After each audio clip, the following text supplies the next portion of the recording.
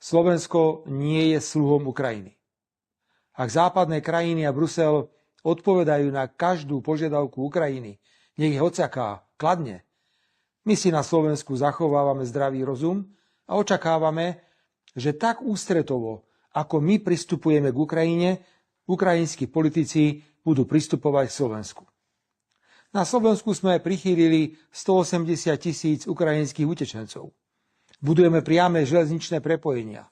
Podporujeme prihraničnú spoluprácu. Posielame humanitárnu pomoc, elektrínu, plyn.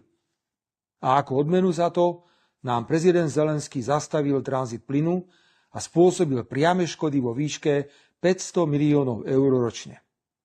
Jeho argument, že kúpou ruského plynu podporujeme Rusko vo vojne proti Ukrajine, je falošný, pretože viaceré západné krajiny vo veľkom odoberajú ruský skvapalnený plyn. A dokonca aj ten plyn, ktorý ide na Ukrajinu cez naše potrubie, má ruský pôvod. Potom nám prezident Zelenský zastaví toky ropy a spôsobí veľké hlavy bolenie. Jeho výhovorky nesedia, pretože jeden ukrajinský politik hovorí o situácii na vraj poškodenom ropnom potrubí tak a iný úplne inak. Naše spravodajské informácie potvrdzujú, že ropovod na území Ukrajiny je funkčný a že zastavenie tranzitu ropy má čisto ideologické a politické dôvody.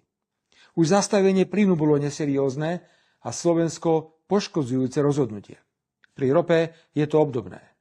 Oprávnene sa pýtam, prečo máme kupovať drahšiu ropu a za podstatne vyššie prepravné poplatky? Prečo má Slovnaft, akciová spoločnosť, robiť drahé technologické úpravy na spracovanie iných druhov ropy, keď na základe platných zmluv sme mohli odoberať ruskú ropu za stanovené ceny a 5-krát nižšie prepravné poplatky?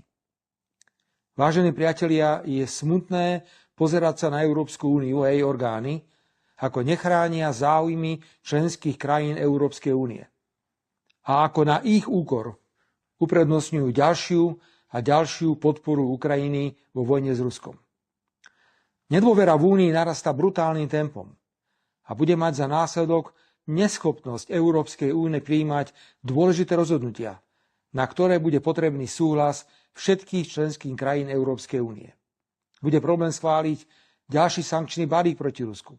Bude problém dohodnúť sa na najbližšom samite Európskej únie o opatreniach na podporu konkurencieschopnosti únie a o tom, ako znížiť ceny elektriny.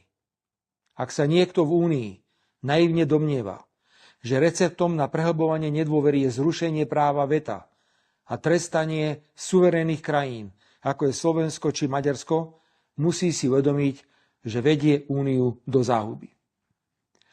To, čo predvádza ukrajinský prezident, bude samozrejme viesť k recipročným opatreniam. Zajtra navštívim štátnu akciovú spoločnosť SEPS a požiadam ju, aby zastavila núdzové dodávky elektriny na Ukrajinu. Ak nám prezident odkazuje, že si máme kúpiť plyn a ropu niekde inde ako v Rusku, hoci to je ťažšie a drahšie, a prichádzame o veľké peniaze, máme právo odpovedať. Vážení priatelia, Slovensko nie je banánová republika, ktorá hneď urobí všetko, čo si želá Brusel, Kyjev či Washington alebo Moskva. A kto chce mať zo Slovenska pododajnú slúžku bez sebaúcty a hrdosti, v septembri v roku 2027 počas volieb sa môže obrátiť na progresívne Slovensko a im podobným. Pekný večer.